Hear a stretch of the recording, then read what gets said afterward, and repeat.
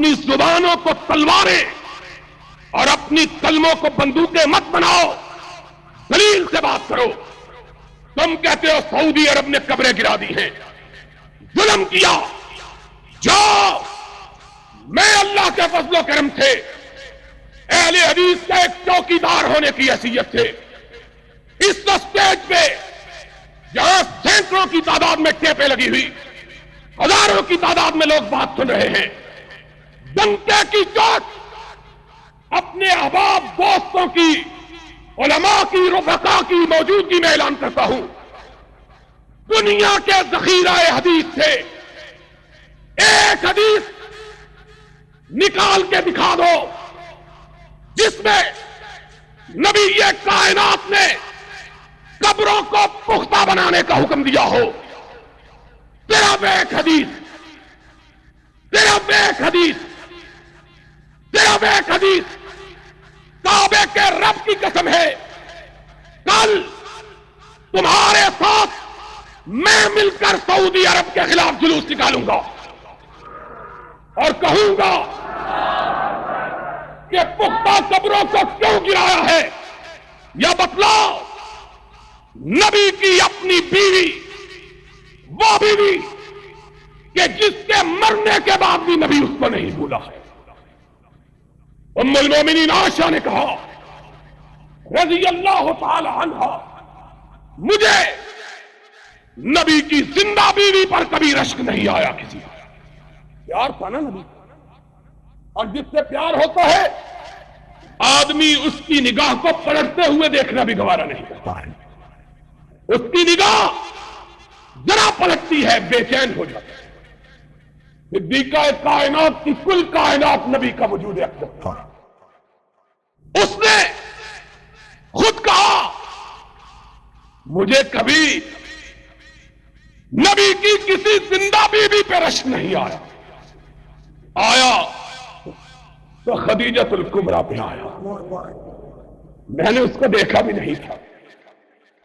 ماں پھر تجھ کو رشک کیوں آیا؟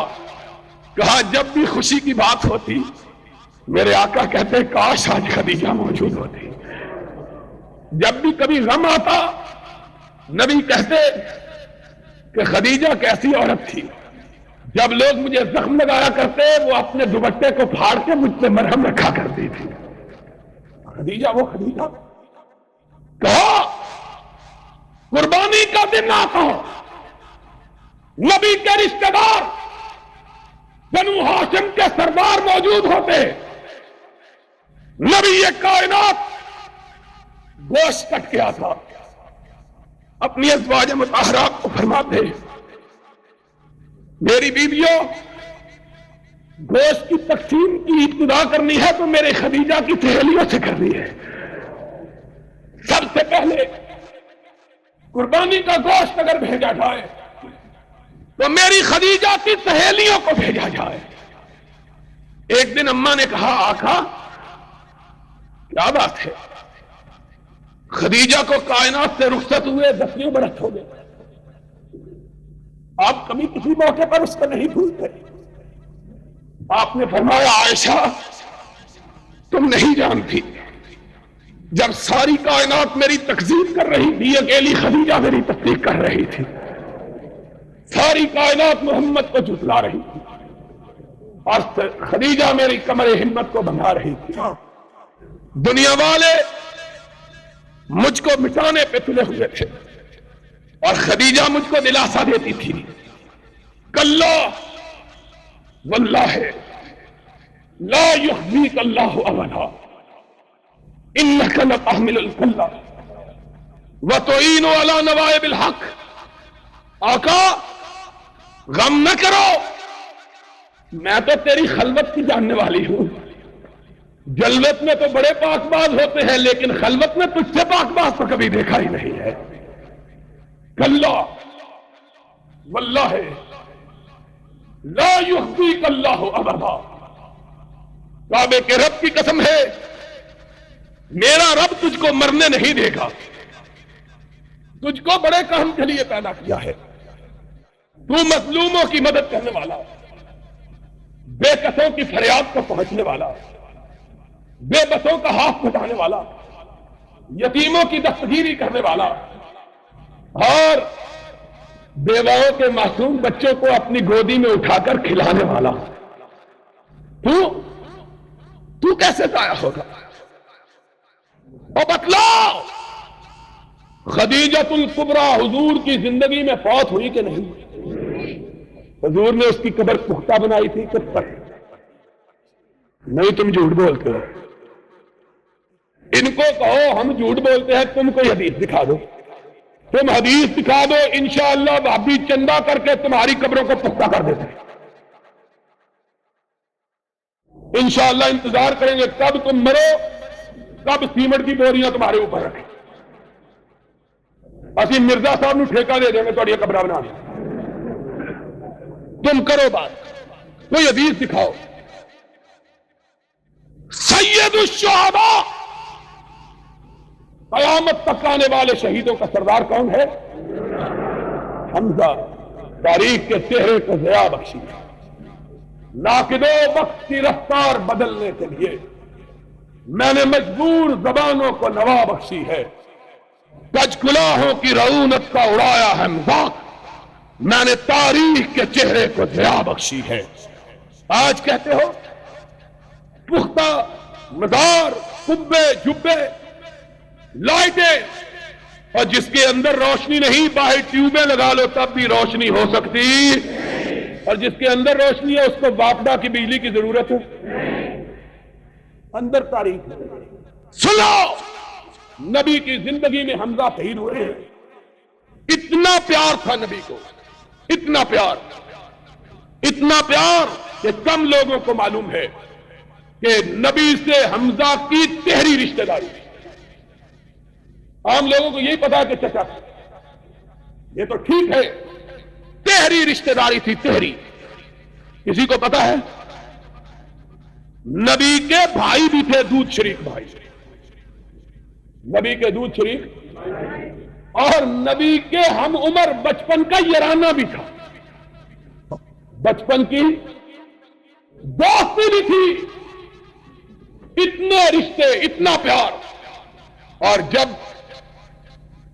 شہادت ہوئی تو جسم کا انگ انگ کاٹا گیا، ہاتھ کاٹے گئے، پاؤں کاٹے گئے، آنکھیں نکالی گئی، ناک کاٹا گیا، حدیث میں آیا ہے کان کاٹے گئے، اس طرح کہ جسم کا کوئی حصہ سلامت نہ رہا۔ حضور کو پتا چلا، بچپنے کا یار، جوانی کا ساتھی، دودھ شریک بھائی، ٹھگا چچا، اور وہ چچا جس نے اسلام لانے سے پہلے بھی حضور کا دفاع کیا تھا، جس نے اسلام لانے سے پہلے بھی حضور کے لیے لڑا کرتا تھا، کہتا میرا یار ہے، میرا بچپنے کا ساتھی ہے، میں اس کے متعلق بات نہیں سنتا۔ وہ حمزہ جس کو قیامت تک آنے والے شہیدوں کا سردار قرار دیا گیا، اس کی نعش مبارک کو نبی نے اٹھایا، اس کے اوپر پختہ قبر بنائی تھی۔ تم بتلا دو، ماننے کے لیے تیار۔ نبی کے 4 بیٹے نبی کی زندگی میں فوت ہوئے، آخری بیٹا ابراہیم کہ ناز کی ان کے لب کی کیا کہیے، ایک پنکھڑی گلاب کی سی تھی، اتنا نازک ابراہیم۔ اس ابراہیم کی لاش کو حضور نے اپنے ہاتھوں پہ رکھا، بڑھاپے کا آخری بیٹا، لبوں پہ الفاظ ہے انا بفراقک یا ابراہیم لمحزونون رضینا بقضاء اللہ ما نقول الا ما یرضی اللہ۔ ابراہیم، تیری جدائی کا غم تو بہت ہے، لیکن تیرے باپ کی زبان سے صرف وہی لفظ نکلے گا جو رب کو پسند، اور کوئی نہیں۔ آنکھوں سے آنسو موتیوں کی طرح گر رہے ہیں۔ یہ حضور کی حالت، اٹھایا بیٹے کو، قبرستان میں دفن کیا، جاؤ بخاری شریف، مسلم شریف، ترمذی، ابو داؤد، نسائی، ابن ماجہ، مسند احمد، موطا امام مالک، حدیث کی ساری کتابیں اٹھاؤ، صحابہ سے کوئی ایک روایت مت لاؤ کہ کسی نے کہا ہو جہاں حضور نے اپنے بیٹے کو دفن کیا کسی کو اس کی قبر معلوم بھی تھی کہ نہیں. کپڑے مٹنے کے لیے فرمان رسول علی کو یہ اہل حدیثوں کے ہاتھ میں ما رأیت قبرا مشرفا الا سبیتا ولا صورتا الا سبقتا.